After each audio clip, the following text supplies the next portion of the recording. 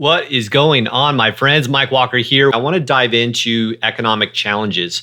Now, it doesn't matter if you've been in the game like me for more than a couple decades, or if you're just getting started out. Here's the thing: I promise you, doesn't matter the level of your sophistication, your background, your experience, your industry, your vertical, your market, your message. It doesn't matter. You are going to have to navigate economic uncertainty, economic challenges. That's part of the game. If it was easy, everybody was going to be doing it, right? So here's the thing.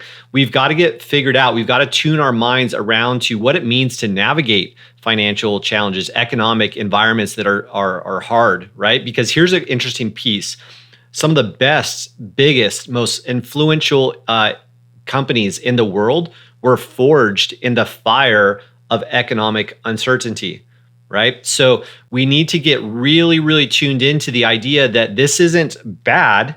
It makes us stronger. This isn't happening to us. It's making us better. It's happening for us, right? So here's the thing. We've got to get really, really certain about what our mission is, our philosophy for handling these challenges, and what it means to move through it.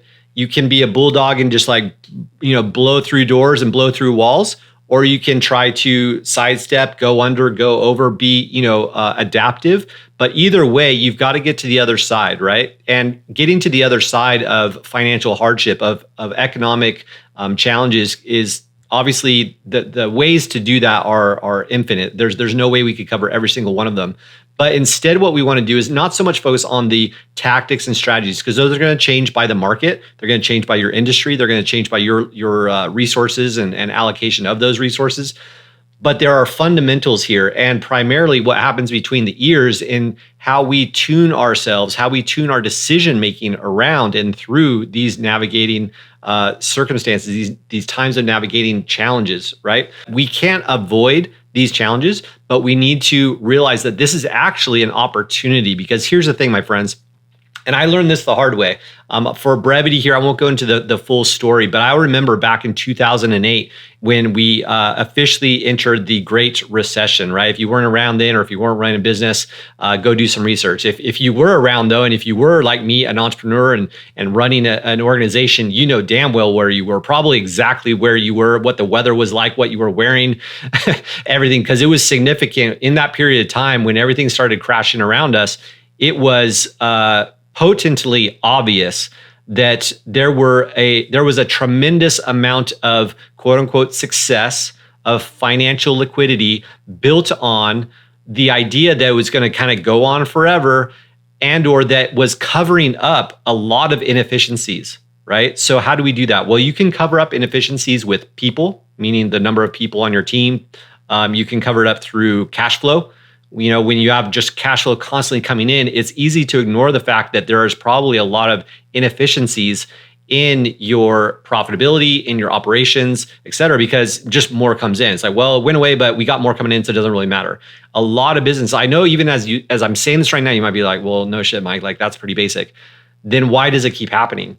And it's not just to the little mom and pop shops. I'm talking about the biggest of enterprises deal with the exact same thing. Why is that?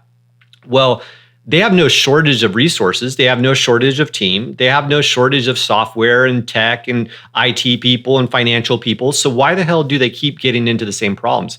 It's the psychology behind it. A software isn't going to do crap for you if your psychology of using it is off. And that is really wherein lies the problem. It's the ethos in which is operating these softwares and operating the organization as a whole, is that they don't understand that, look, we can't just keep covering up inefficiencies with more people, more cash flow, whatever it may be, right? So here's the thing. I want you to embrace, if you're ever, or rather when you are faced with financial uncertainty or economic challenges, environments that make it difficult for you and your business to operate, I want you to embrace that. Because that is where you are actually getting better if you let it. It's kind of like going to the gym, right? Like, you don't avoid the weight, you go in, you lean in on the weight, you pull the weight. Why? Because you know that makes you stronger. Avoiding the weight in the gym is just going to keep you weak. It's the same thing in business. You want to identify those environments and those opportunities, those times that hit your business, and you go, wow, this is really tough. What is this going to teach me? And that is really the gold here, guys, because here's the thing. While 95+% of businesses are figuring out how to reduce, hide under a rock, go quiet, and just kind of huddle down and survive, you can proactively go take big swaths of the marketplace because they are being reactive and reclusive, whereas you are being proactive and just start dominating new sections of the market by being brave and by understanding that when they're running, you're going and dominating new places. You're grabbing new pieces of your marketplace. And if you can understand that, wow, when the tide goes out, you see real quick who's been swimming around without shorts on, right? I know it's a funny analogy, it's an old one, but the reality is true. Like when things get hard, you start realizing, wow, all these quote unquote successful businesses weren't actually successful. They're just riding the train of cash flow. When that cash flow stops or when it slows down, that liquidity slows, then everything else starts grinding to a halt and all the cracks in the foundation start to show real quick.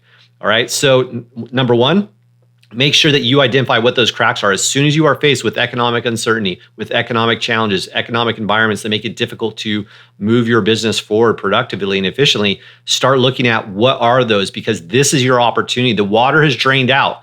This is the opportunity to see where all the cracks are so you can start fixing them right away, while your competition is just like floundering, scared, and running around trying to do new things, buy new things, whatever, to try to fix get them out of the situation. They're just trying to fix it with more things. I want you to actually look at, how do we fix this from the root cause? Fix the cracks in the foundation so that the next time that storm hits, you're watertight. You've already absorbed and kind of figured out where those weak points are in your operations. It makes a big difference. But regardless of whether that's happening right now or you're listening to this years later, it doesn't matter. This is all cyclical. The peaks and the valleys are going to come economically. So it's important that you understand the psychology of how you handle navigating challenges and financial economic difficulties. All right. If you are getting information from this, or if you're finding value from these podcasts, like, share, all the good things with the channel, that's all great. But I really want you to make sure that you are implementing what you are learning. Remember, information is not power. It's only potential power. It actually becomes powerful when we implement it, when we put it into action, when we put it into place in our lives and our business. So as always, you will hear me like a broken record asking you to make sure that you take action on this information. Do not let it just sit in the backsides of your brain and just collect dust somewhere. I want you to immediately go, great, what did I learn today? What's the one thing I could do today to actually move the needle forward in my business and in my life? All right. I really want to just encourage you to absorb that and apply it, most importantly, into what you are doing on your side in your unique situation. If you enjoyed this topic in particular, the economy is a broad one, I understand, but if you are an expert business, if you are somebody that has a particular skill set or intellectual property that you are monetizing out in the marketplace or via like services or products or courses or coaching or whatever it may be, the economy is not just tough on your business, but you are no doubt finding that the economy can have a very real impact on the people you serve. And this is an interesting kind of dynamic, right? Because not only are you trying to navigate the ups and downs of everything that the economy provides, but also you're trying to help your clients do the exact same thing. And again, whether it's happening today, I know damn well it's going to be happening in the future at some point. And so I want to prepare you so that you can dig the well before you're thirsty. All right. That's an important one, guys. We'll see you on another episode. Take care. Talk soon. See ya.